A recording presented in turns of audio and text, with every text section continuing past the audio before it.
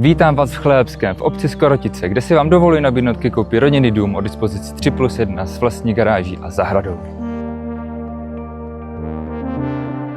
Vesnice Chlebské má historii sahající až do roku 1351 s krásnou přírodou a atmosférou, kde život opravdu zpomalí. Na fasádě se nachází pamětní deska Josefa Hájka, místního lesního hajného a člena partyzánské brigády Jermak. Jeho cílem bylo narušovat vojenskou činnost při okupaci. Je to připomínka, že tohle místo není jen nemovitost, ale kousek skutečné historie. Okolí nabízí příjemné procházky po lese a přírodní rezervaci údolí Chlebského potoka, známá především velkým výskytem bledulých jarní. Dům je dispozičně řešený jako 3+1 s garáží a dílnou. Zastavěná plocha a nádvoří čítají celkem 291 m2. Zahrada o velikosti 1370 m2.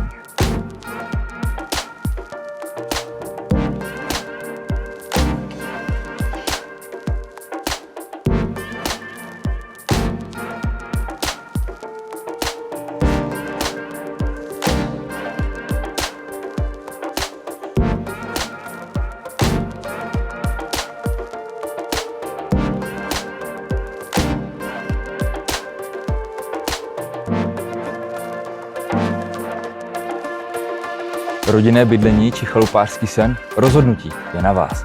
Neváhejte mě kontaktovat. Budu se s vámi těšit na osobní prohlídce. Váš realitní makléř Josef Blažek, Remax Deluxe, Brno.